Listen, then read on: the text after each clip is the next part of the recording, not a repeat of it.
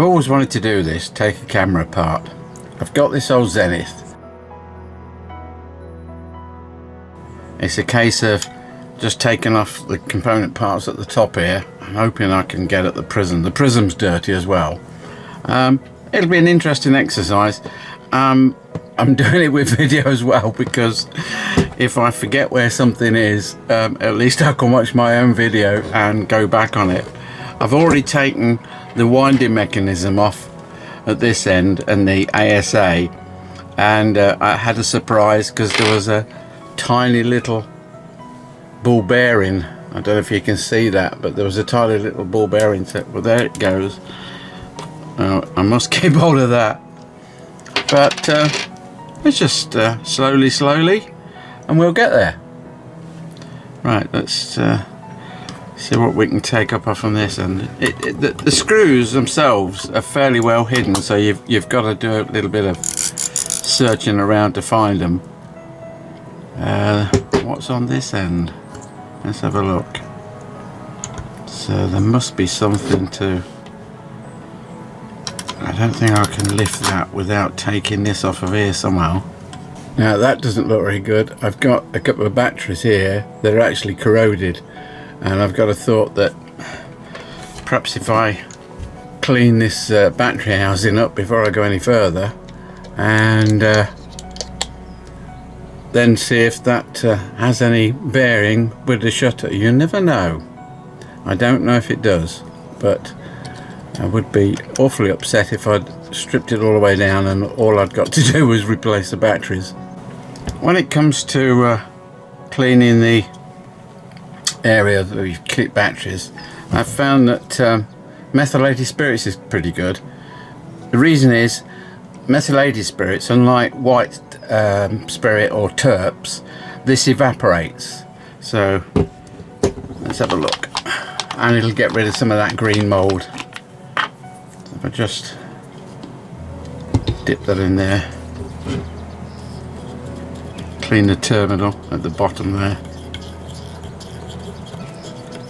and don't forget at the same time to clean the other end, because it's gonna go manky on either side.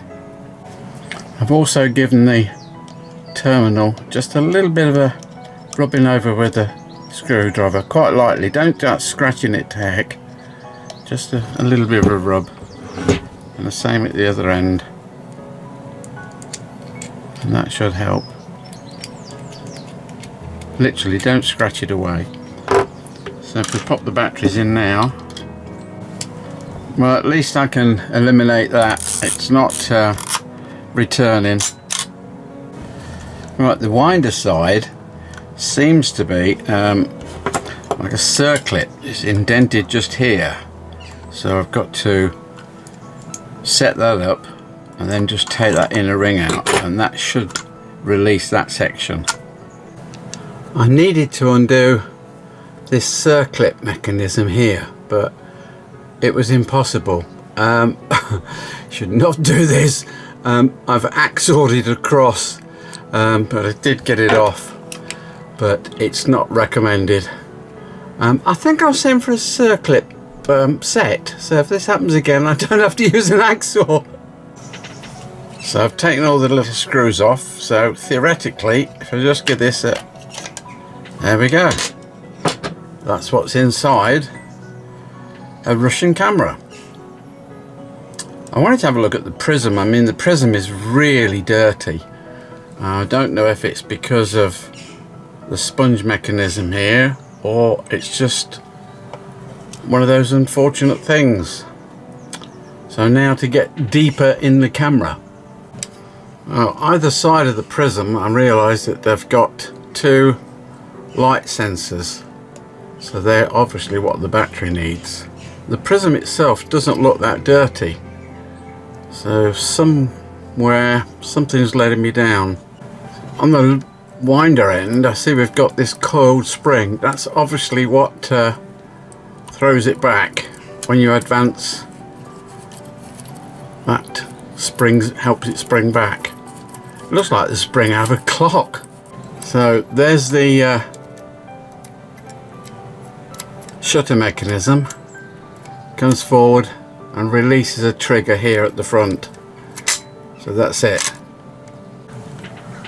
I'm taking the 42mm screw barrel section off to see if that gives me a bit more access. It's just a discovery, a voyage of discovery. How do cameras work? Nobody's going to use this again, so it's an interesting exercise. But like everything else, I can't wait. I've sent for a magnifier with a light built in, 10 times magnifier. I think the intention was I'll put it back together someday, but I've gone too far. One thing you can say about the Russians, they were reasonably engineered. A little bit more refinement probably wouldn't have hurt, but they were still well engineered for their day. It hasn't given me any more access. I still can't find out why that curtain doesn't flick back across, but let's carry on. Well, I did get to the part that showed me why my curtain wasn't coming back, is that the mechanism is torn off. You can just see this leading edge here. That should have a little metal bar across there that drags it back as a forward, so that's the reason. I was never going to be able to fix that, but it's interesting to look inside the camera. I mean, when you think that this was put together in the Eastern Bloc, I wonder what sort of life the person was having who put this together.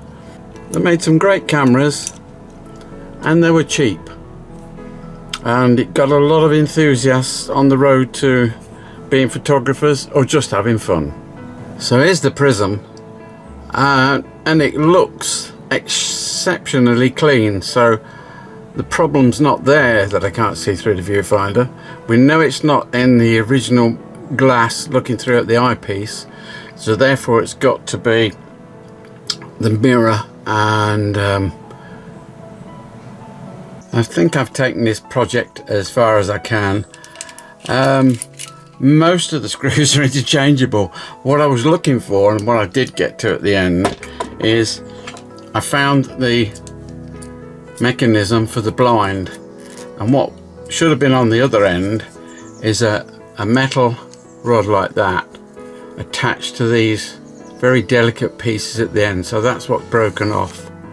But I've drawn blood, and I think when you get to that stage, it's the end of the project. Well, I hope you found it a bit interesting, but I wouldn't do this to try and repair a camera if I was you, especially a Russian one. It's not worth it. Anyway, see you soon. I'll do something a little bit more interesting next time, although I found this quite a challenge. While I was stripping this camera down, one of the things I came across, and it's always concerned me, sometimes you'll buy a camera and there's a line in the viewfinder stretching sort of 3 parts of the way down, and you've got no idea. You tend to look at the focusing screen or the mirror, something like that, but I've closer inspection, I don't know if you can see it, but there's a very faint line down the middle here, and it's just down to the fact that the paint that they've used is very thin here and sometimes is wearing away, and that's what gives you that line inside that you can never work out where it's from, but that's what it is. It's that bridge down there wearing thin. I don't think I'll throw this away. I mean, even a battered old camera can tell a story. As simple as how the hot shoe works and where it's connected.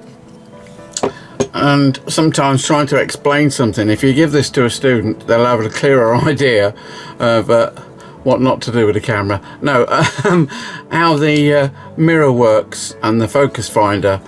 Every picture tells a story, as they say. I'm even going to keep this jar of parts. You never know. One day I might take another camera apart just because there's something broke and I might have the part.